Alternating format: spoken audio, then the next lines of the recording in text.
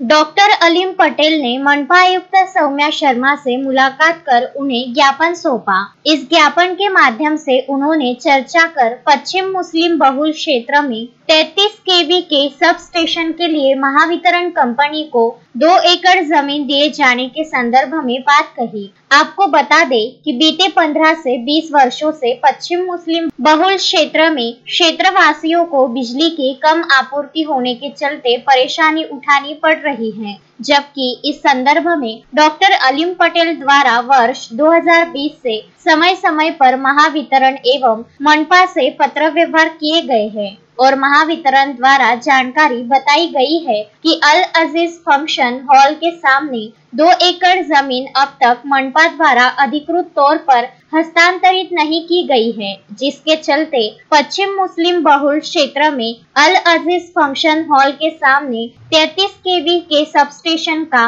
कार्य अधर में लटका हुआ है। इतना ही नहीं तो पश्चिम मुस्लिम बहुल क्षेत्र में बिजली आपूर्ति की समस्या के चलते नागरिक बेहद परेशान हैं। इन सभी परेशानी को लेकर डॉक्टर अलीम पटेल ने मनपा आयुक्त से मुलाकात कर ज्ञापन देते हुए 10 दिनों का अल्टीमेटम दिया। यदि 10 दिनों में मनपा द्वारा अल अजीज फंक्शन हॉल के सामने की 2 एकड़ जमीन महावितरण को नहीं दी जाती है तो जन आंदोलन किया जाएगा।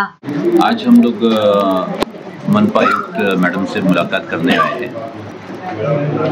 मुलाकात करने का मेन जो मुद्दा है, जैसा पश्चिम क्षेत्र का हमको मालूम है कि कई साल से जो बिजली खंडित होती है, बिजली की प्रॉब्लम है, उसका सॉल्यूशन जो है वो 33 केवी सबस्टेशन सॉल्यूशन है उसका, जिसमें आज ज़रूरत 2 सबस्टेशन की है, लेकिन कम से कम 1 सबस्टेशन अभी गर्मियों के पहले बनना बहुत ज़रूरी है। इसलिए आज हम जो जगह है, MSCB से भी बात हुई, अभी अधीक्षक कार्यकारी अभियंता से भी बात हुई। उन्होंने भी ये कहा कि हमारा सब प्रपोजल्स वगैरह सब रेडी है सब स्टेशन के लिए, लेकिन हमको जो ज़मीन चाहिए वो महानगर पालिका देगी। 2020 से इस मुद्दे को लेके हमने पूरा करस्पॉन्डेंस किया है, लेटर करस्पॉन्डेंस हुआ है। महानगर पालिका ने अभी तक की ज़मीन आरक्षित जो करना चाहिए था वो आरक्षित नहीं की है, जिसके अंदर जो ज़मीन आइडेंटिफाई हुई थी पश्चिम क्षेत्र के अंदर, वो वलगांव रोड अल अजीज फंक्शन हॉल के सामने की ज़मीन है जो महानगर पालिका की है।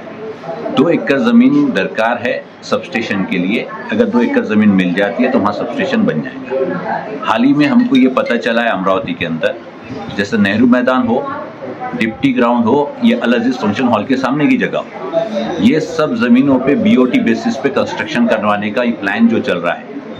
अभी जो भी पॉलिटिकल लोग हैं जो अभी फिलहाल सत्ता में हैं, शायद इलेक्शन में खर्चा ज़्यादा हो गया, इसलिए 1 साल के अंदर ही पूरा खर्चा कवर करने के चक्कर में है। जनता के मूलभूत जो मुद्दे हैं उसके ऊपर ध्यान न देते हुए जो आरक्षित ज़मीनें हैं वो जनता के मूलभूत मुद्दों के लिए, अगर MSCB को ज़मीन अलॉट नहीं कर सकती है महानगर पालिका, यानी इन्होंने आरक्षण उसके लिए अंदर किया नहीं है, और दूसरा जो आरक्षित किया जाता है टाउन प्लानिंग के अंदर, चाहे वो पानी की टैंक के लिए हो या इलेक्ट्रिसिटी के लिए हो या जनता की बेसिक एसेंशियल नीड्स के लिए हो, उसके लिए टाउन प्लानिंग में जगह आरक्षित करना ज़रूरी है।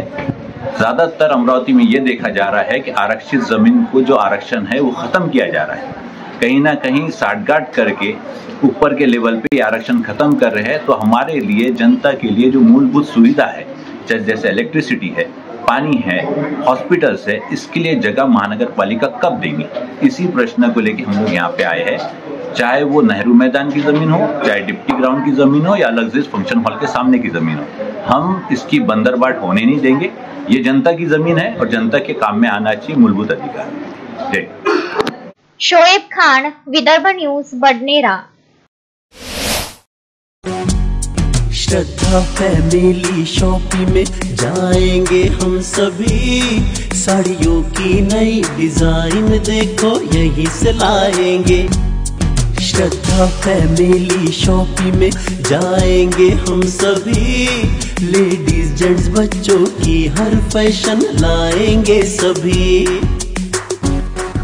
फैशन के सफर में आप भी आगे ही आगे बढ़ते चलिए, क्योंकि बिजीलैंड का सबसे बड़ा आलीशान भव्य showroom Shraddha family shopping and mall, Busyland complex, Nandgaon Peth, Amravati.